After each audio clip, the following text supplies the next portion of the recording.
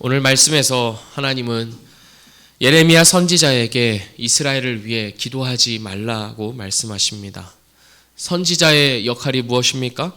하나님의 말씀을 하나님의 백성들에게 전하며 하나님의 백성들을 위해 하나님께 기도하여 하나님과 백성 사이를 중재하는 것, 그것이 바로 선지자의 역할입니다.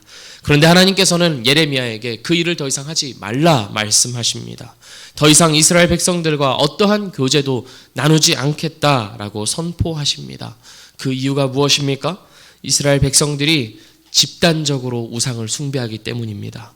18절 말씀을 제가 읽겠습니다. 자식들은 나무를 줍고 아버지들은 불을 피우고 부녀들은 가루를 반죽하여 하늘의 여왕을 위하여 과자를 만들며, 이렇게 하늘의 여왕을 제사하기 위해서 온 가족이 분주하게 움직입니다.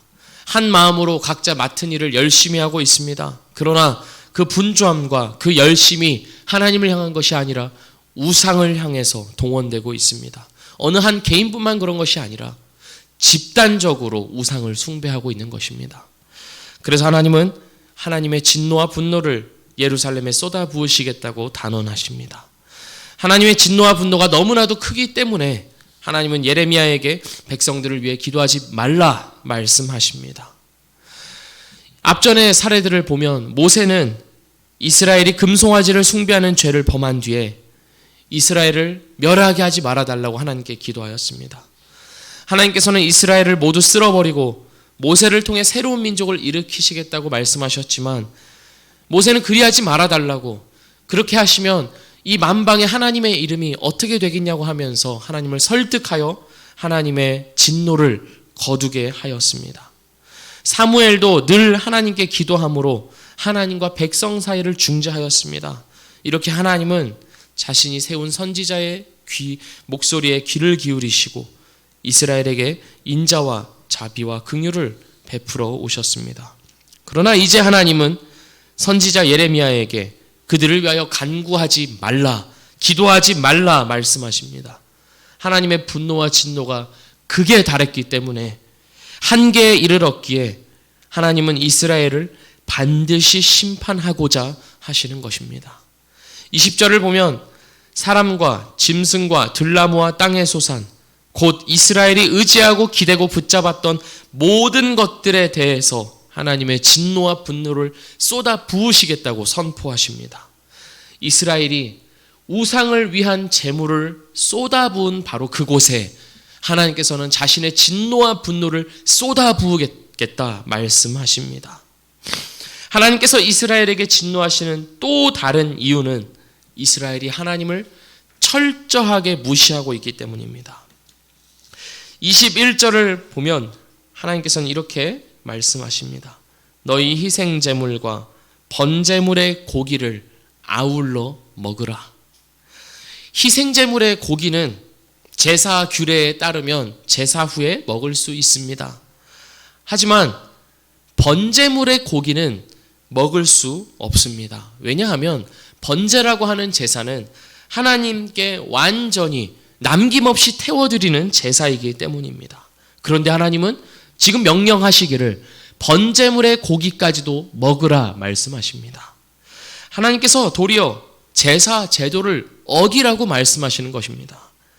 가톨릭 성경인 공동 번역은 심지어 이 먹으라 하는 부분을 처먹어라 라고 번역했습니다.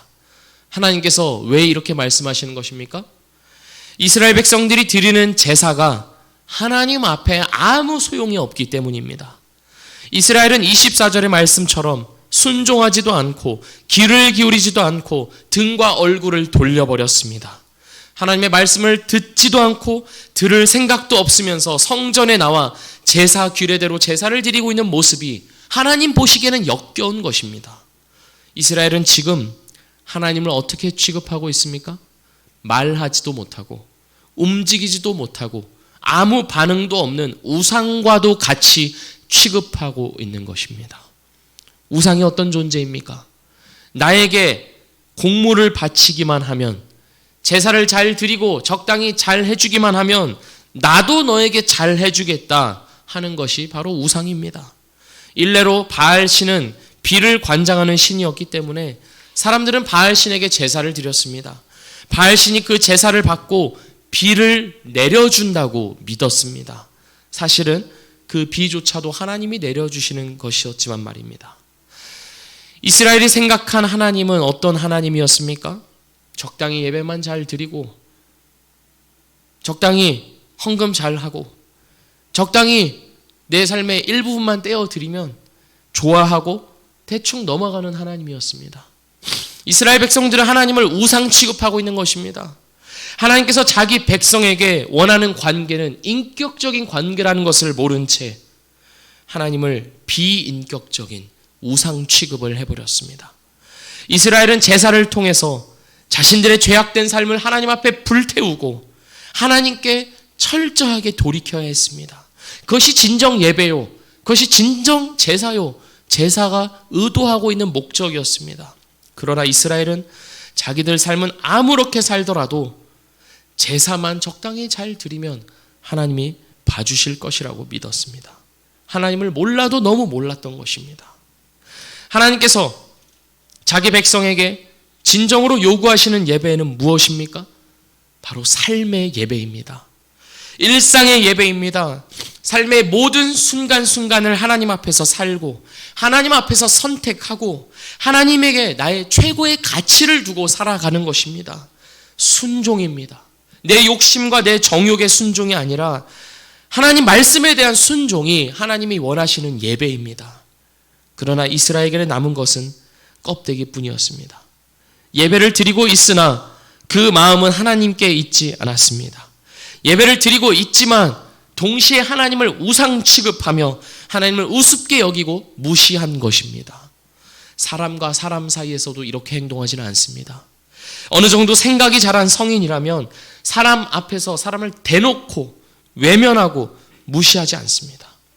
아무리 싫어도 그 사람이 최소한 한 인격자라는 것은 존중하는 것입니다. 인정하는 것입니다. 적당히 둘러대거나 핑계하면서 관계를 빠져나오는 일은 있다 할지라도 완전히 대놓고 무시하지는 않습니다. 그러나 이스라엘은 하나님을 그렇게 사람과 사람 사이에서도 일어나지 않는 철저한 무시를 하나님께 그렇게 하나님을 대한 것입니다. 그러니 하나님께서 이렇게까지 격분하시는 것입니다. 이것이 우리의 모습입니다. 우리 역시 참으로 하나님을 무시하면서 살아갑니다. 하나님이 내 삶에 원하시는 것들을 생각하기보다 여전히 내가 원하는 것, 내가 즐거워하는 것, 내가 소원하는 것에 중점을 두면서 살아갑니다. 평소에는 하나님을 사랑한다 말합니다. 하나님을 섬긴다 합니다. 그러나 하나님의 뜻을 따르기 위해서 내 욕구를 내려놓고 내 안전을 포기하고 내 소유를 내어놓고 내 정욕을 철저히 눌러야 할 때가 다가오면 우리는 하나님을 가까이 하기를 부담스러워합니다.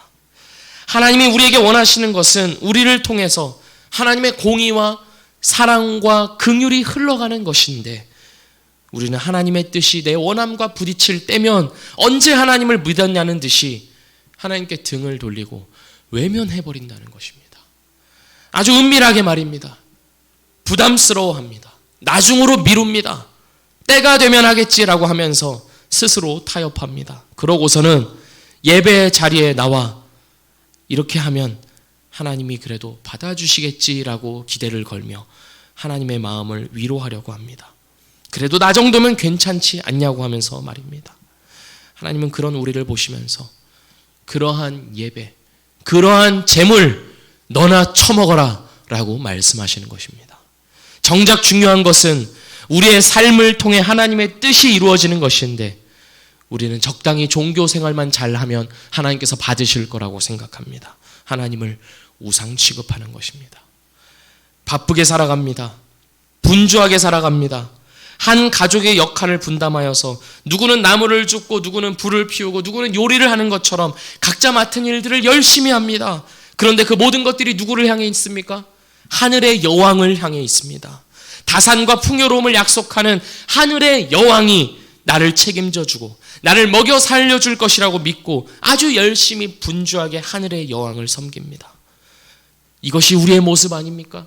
돈이 나를 살게 해준다고 믿고 돈이 없으면 더 이상 살아남지 못할 것이라는 두려움에 휩싸여서 억눌려 살아갑니다. 어떻게든 내 손과 내 힘으로 이 세상에서 내가 살 길을 예비하지 않으면, 내가 살아갈 앞날을 내 손으로 확보해 놓지 않으면 나는 살 수 없다고 믿으면서 말입니다. 나를 살게 하는 것은 하나님의 은혜임을 믿지 못하고 붙잡지도 않습니다. 사랑하는 성도 여러분, 하나님께서 우리에게 요구하시는 것은 인격적인 관계입니다. 인격적인 관계라는 말은 대등하다는 것입니다. 누구 하나가 우월하거나 열등한 것이 아니라 서로 인격적인 대화가 있고 반응이 있는 대등한 존재로서 우리와 관계하기를 원하십니다. 이것이 얼마나 놀라운 사실입니까? 하나님이 그러셔야 할 이유가 없는데 하나님은 우리라는 존재를 이토록 높이 격상시켜서 마치 하나님과 동등한 것처럼 취급하시고 그 인격적인 관계를 요구하시는 것입니다. 우리는 그러한 하나님께 순종해야 합니다. 굴종이 아니요 순종을 해야 합니다. 힘이 있는 자에게 어쩔 수 없이 내가 살기 위해 머리를 숙이는 그런 머리를 조아리는 굴종이 아니라 내 마음으로서 하나님께 즐거이 나아가는 순종이 우리에게 있어야 하는 것입니다. 우리를 향한 하나님의 사랑이 얼마나 크고 놀라운 것인지를 깨달아 하나님께 순종하고 싶어지는 것입니다. 도대체 우리를 얼마나 사랑하시면 이렇게까지 우리를 심판하고자 하시냐 하는 것을 생각하셔야 합니다. 우리는 도저히 하나님 앞에 설 수 없는 죄인임에도 불구하고 하나님께서 일방적으로 베풀어 주신 십자가의 사랑을 깨달은 자만이 굴종이 아니요 순종으로서 하나님만이 나의 최고의 가치요 기쁨이라는 고백을 할 수 있습니다. 그렇게 하나님과 관계하는 것입니다. 그런 마음으로 이 자리에 와 계십니까? 우리가 하나님과 맺는 관계가 인격적인 관계가 아니라면 우리는 하나님을 우상 취급하고 있을 가능성이 굉장히 높다는 사실을 기억하셔야 합니다. 예배를 드리면서도 하나님을 철저히 무시하고 욕보이면서 사실은 나를 하나님보다 더 높은 곳에 두고 있는 것입니다. 사랑하는 성도 여러분, 하나님께서 더 이상 우리의 기도를 듣지 않으시겠다 말씀하시기 전에, 심판을 거두어들이지 않겠다 선포하시기 전에 이제는 우리의 마음을 하나님께 돌이켜 하나님의 사랑만을 붙잡고 하나님께만 기대어 살아가시는 우리 모두가 되기를 주님의 이름으로 축복합니다. 하나님께 최고의 기쁨과 최고의 가치를 두고 살아가는, 아니 유일한 기쁨과 유일한 가치를 두고 살아가는 우리 모두가 되기를 원합니다. 하나님의 사랑을 모르고 살아왔다면, 그저 형식에만 치우쳐 예배를 드리고 살아왔다면 이제는 그 사랑을 내가 좀 알게 해달라고, 인격적인 관계 속에서 하나님을 알길 원한다고 말씀과 기도에 매달려 하나님의 은혜를 간절히 구하는 오늘이 우리의 삶이 되시기를 주님의 이름으로 축복합니다. 기도하겠습니다. 하나님 아버지, 우리를 불쌍히 여겨 주시옵소서. 하나님은 우리를 사랑하시고 우리를 주님의 자녀로 불러주셨음에도 불구하고 우리는 늘 우리의 죄악된 욕심에 따라 우리의 모든 삶의 순간들을 결정하며 하나님을 인격자로 취급하지 않고 철저히 무시하면서 살아갑니다. 하나님, 우리의 이 완악함과 이 고집스러움을 이제는 꺾어주시고 우리의 마음으로 하나님께 돌이켜 살아가는 복이 우리 모두에게 있게 하여 주시옵소서. 날이 갈수록, 세월이 길어질수록 하나님을 알아가는 기쁨이, 충만한 기쁨이 우리 삶에 넘쳐나도록 인도하여 주시옵소서. 예수 그리스도의 이름으로 기도합니다. 아멘.